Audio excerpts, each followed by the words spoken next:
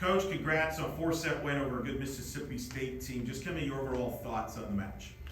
Wow, what a complete game, I think, for us. We knew that they were physical. They've had some success. They, have blended some returners with some transfers, and we knew that they would be prepared. And again, we saw what we expected from them. They had, some offense from all positions along the net.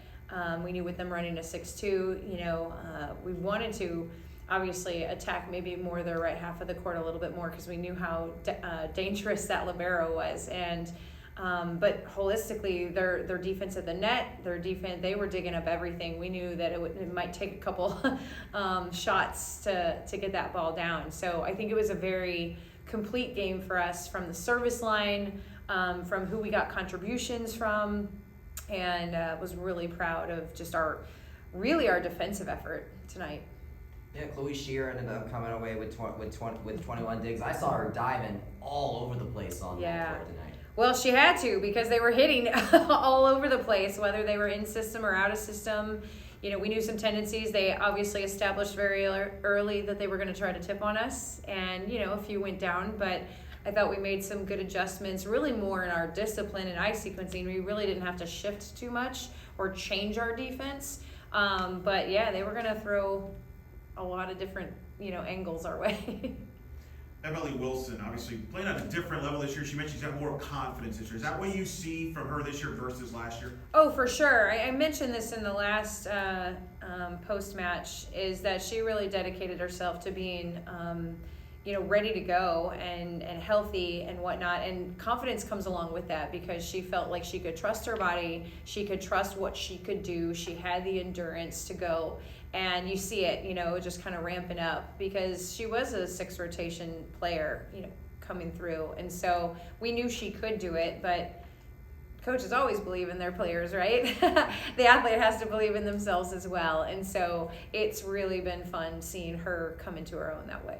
We got to see Lauren Clark there at the end in sets 3 and 4, and she did a really good job. 385 attack percentage, 7 kills in just the last 2 sets. What's it been like working with Lauren transfer coming in, and how would you evaluate her performance tonight? Well, you benefit, in a grad transfer and maturity. I mean, she's been at 2 other schools between Penn State and FGCU, both storied programs. And so she's learned a lot along the way, and contributed. I mean, she was a player at FGCU on the right side, actually, more so was where she finished up than the outside. But this is a girl who can pass. This is a girl who can play defense. She gets after it. And she did exactly what we asked her to do, which was be that spark off the bench. Tonight, Heidi was struggling a little bit to get those kills, but she obviously wasn't last night. So it's really nice to have options. They're 2 totally different players, but have both been very productive. I mean, to hit 385 and do what she did defensively and passing, you couldn't ask for a better player off the bench like that. It just gave everybody that jolt that they needed of confidence as well, because you could see everybody else rising too. Feels like you got to give them different looks, like you mentioned. I mean, obviously, you don't replace a McKenna Melvin, correct, a 5-time All-American. But what you can do is give some different looks, and this kind of, if a proper term is committee, right? Everybody's got their role, and you can match by match. Everybody else has their role. Well, that's a good way to look at it, and you could go down our bench too. I mean, obviously, you can't give everybody equal opportunity, but at the same time, that's really. You go down the line and we have a lot more firepower than even you see right there. So that's where we get after it in practice, and we have to obviously put who's producing at the moment onto the floor, but there's a pretty deep bench there, and we're pretty pleased with that. You ended up having, of course you had the third set loss. You had to come back with it in the 4th. What do you think you saw from the team tonight that was different from the FIU match? Well, I think, we bounced back, I think, a little bit quicker in that 4th set. And even though we were able to close out in 3, there were just a lot of sequences of back-to-back-to-back missed serves last night, where then they got runs on top of it. And I think we closed in a little bit faster, especially in that 4th set. I think we pushed back realized that we let that third set slip away a little bit too much, and I thought we stayed really patient with ourselves. We didn't get tentative. Lauren kept swinging. Everybody really kept swinging and trusting that process, whether we were in system or not. Our middle stayed available. You talked to Abby about that. Hansen, that Shomers was still dishing, right? Even when we were out of system, and that it made them respect us and not be able to just key in on maybe the outside, for instance.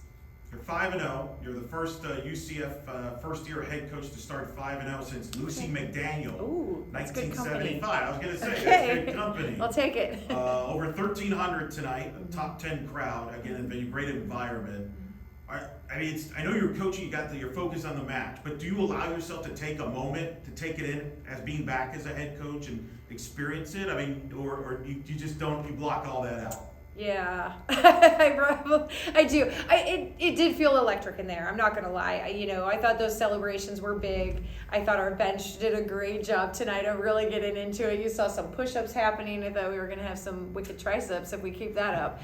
But no, I definitely feel like over the years, really, the venue has become a hard place to play, and I think our the girls were talking about it earlier, whether or not the band's there, or a drum line's there, whatever, they're getting the crowd into it. Our game day production does a great job of engaging the fans, and then the fans show up and they come out, and we had a lot of campers in the, former campers in the stands tonight. So I do hear it, but whether it was 1,300 or 400 or, whatever, our team was locked in and engaged. So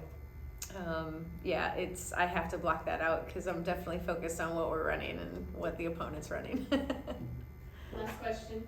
What do you want this team to continue doing as you go now into this Wake Forest matchup? What do you want to see them take from tonight to there?